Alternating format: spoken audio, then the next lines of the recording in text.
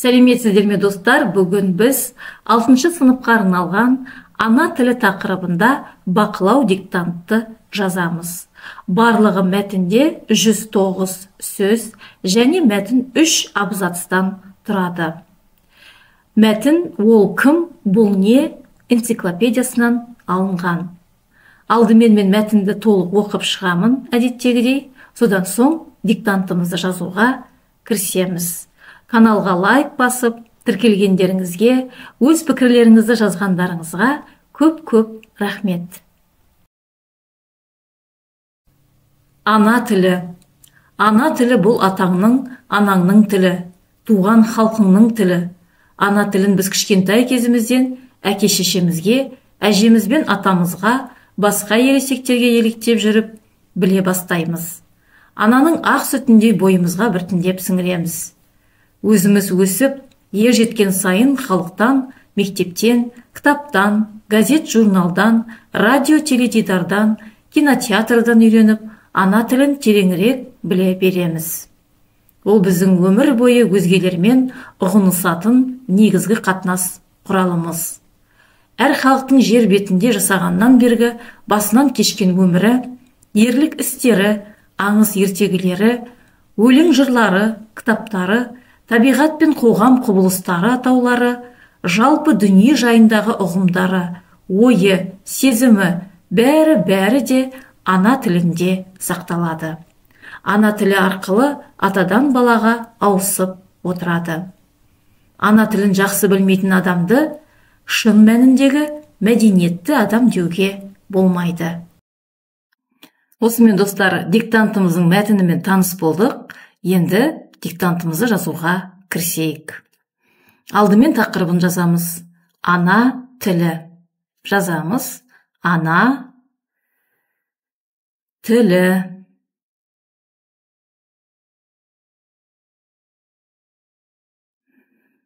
Бірінші сөйлем.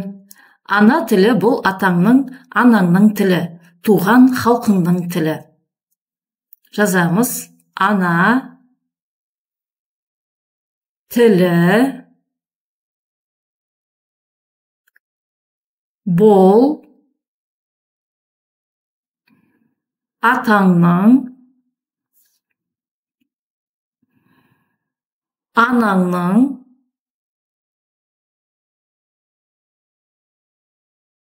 тілі, туған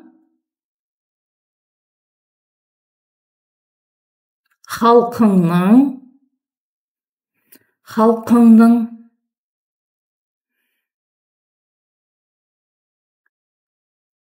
тілі.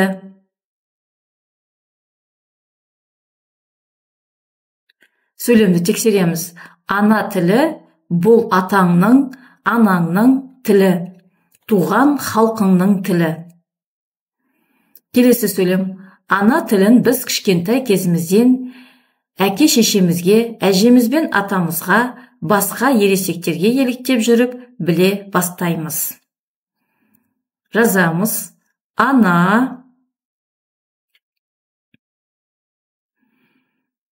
тілін біз кішкентай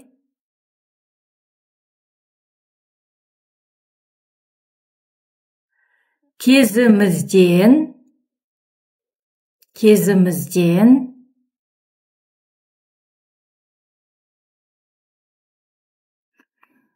әке-шешемізге, әжеміз бен атамызға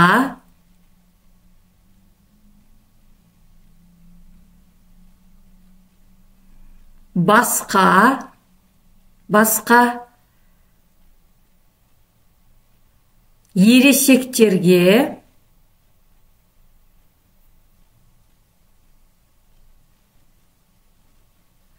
еліктеп,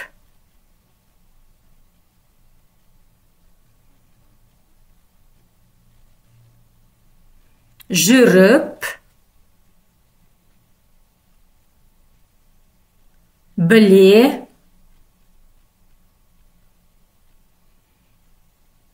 бастаймыз.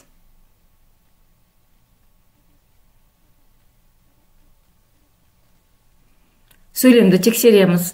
Ана тілін біз кішкентай кезімізден әке-шешемізге, әжеміз бен атамызға, басқа ересектерге еліктеп жүріп, біле бастаймыз. Келесі сөйлем. Ананың ақ сүтіндей бойымызға біртіндеп сіңіреміз. Жазамыз. Ананың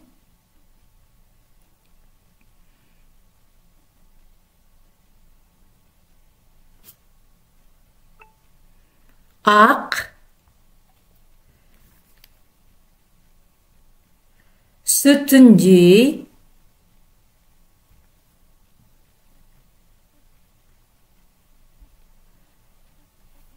бойымызға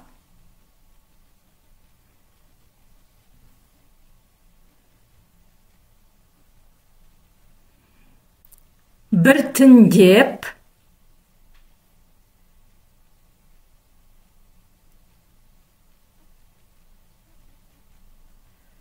сіңіреміз, сіңіреміз.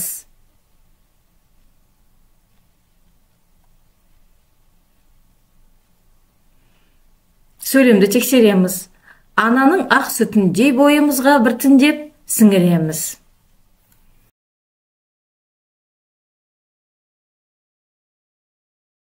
Келесі сөйлем.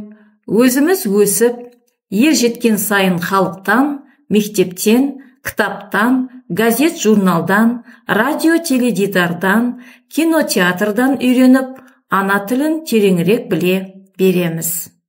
Жазамыз. Өзіміз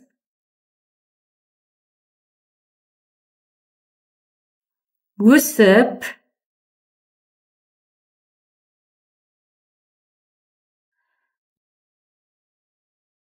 ер жеткен сайын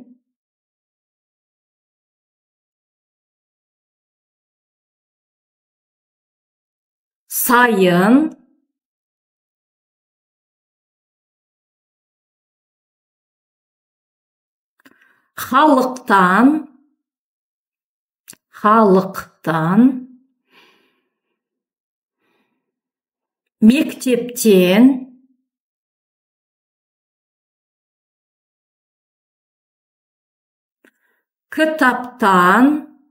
газет,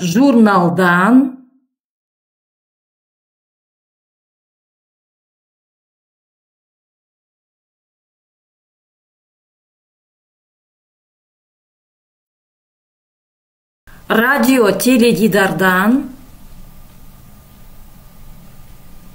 кинотеатрдан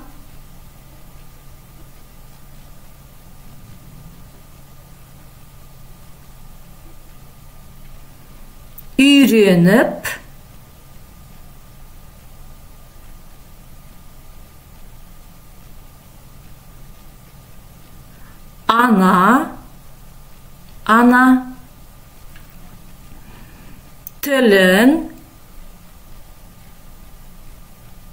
ана тілін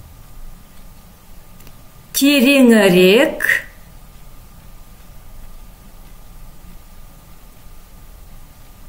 біле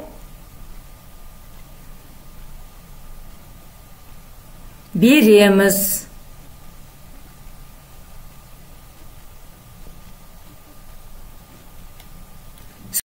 Сөйлемді тексереміз. Өзіміз өсіп, ер жеткен сайын халықтан, мектептен, кітаптан, газет, журналдан, радио, теледидардан, кинотеатрдан үйреніп, ана тілін тереңірек біле береміз. Келесі сөйлем. Ол біздің өмір бойы өзгелермен ұғынысатын негізгі қатынас құралымыз. Жазамыз. Ол біздің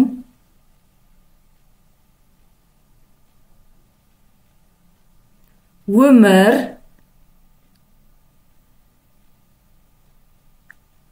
бойы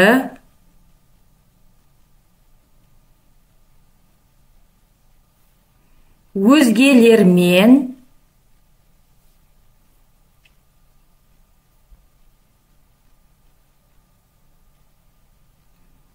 ұғынысатын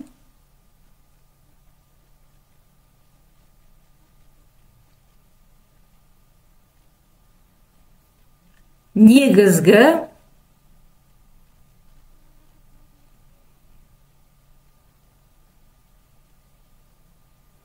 құралымыз.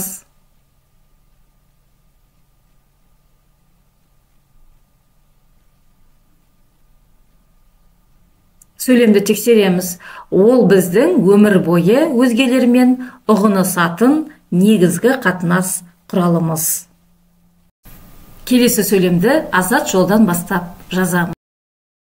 Әр халықтың жер бетінде жасағаннан бергі басынан кешкен өмірі, ерлік істері, аңыз ертегілері, өлең жырлары, кітаптары, табиғат пен қоғам құбылыстары, атаулары, жалпы дүние жайындағы ұғымдары, ойы, сезімі, бәрі де ана тілінде сақталады. Жазамыз. Әр халықтың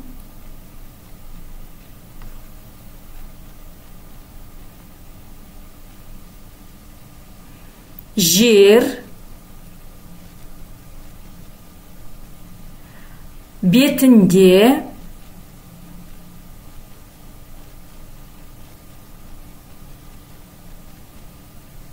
жасағаннан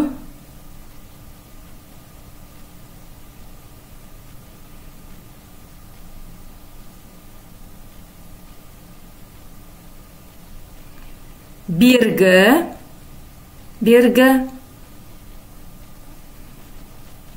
басынан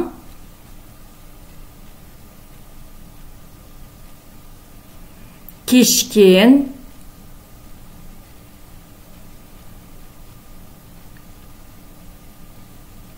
өмірі,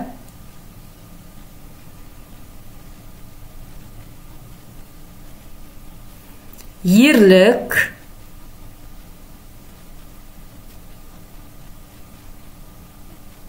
істері,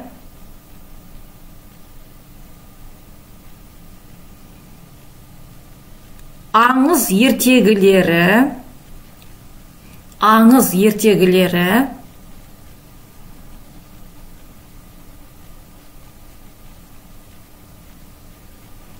өлең жырлары,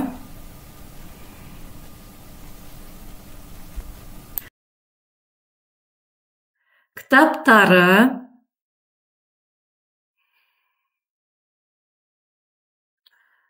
табиғат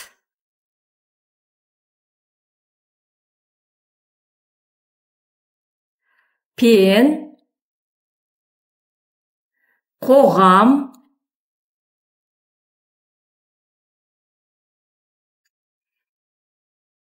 құбылыстары,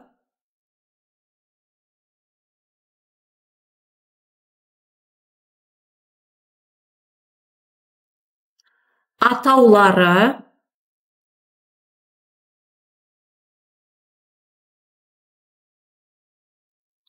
жалпы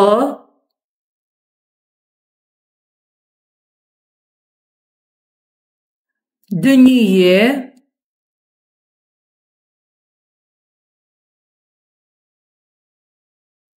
жайындағы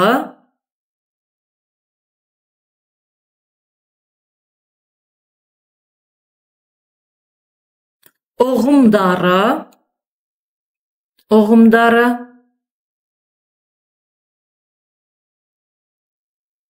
ойы, сезімі, бәрі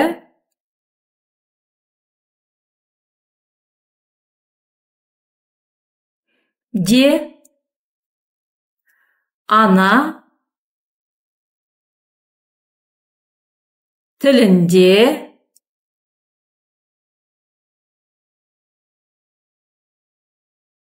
сақталады.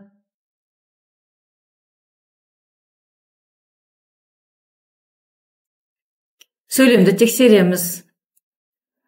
Әр халықтың жер бетінде жасағаннан бергі басынан кешкен өмірі, ерлік істері, аңыз ертегілері, өлең жырлары, кітаптары, табиғат пен қоғам құбылыстары атаулары, жалпы дүние жайындағы ұғымдары, ойы, сезімі, бәрі де ана тілінде сақталады. Келесі сөйлем. Ана тілі арқылы атадан балаға ауысып отырады. Жазамыз. Ана тілі арқылы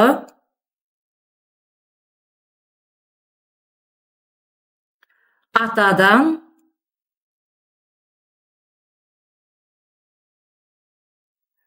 балаға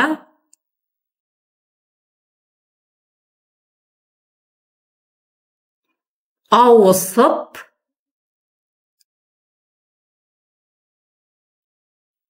отырады.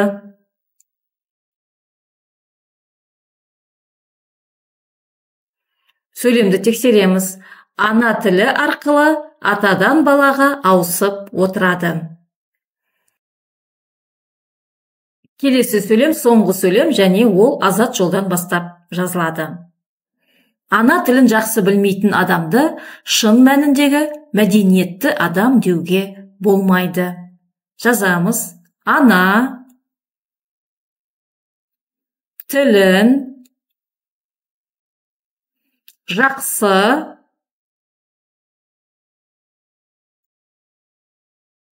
білмейтін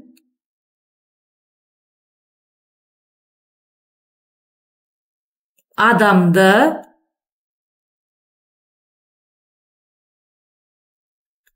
шын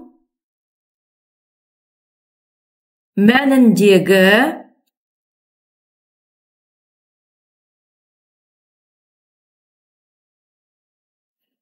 мәдениетті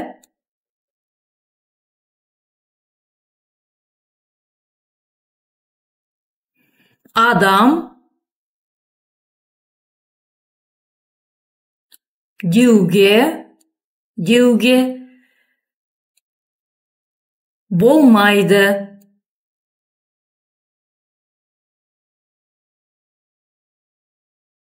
Сөйлемді тексереміз.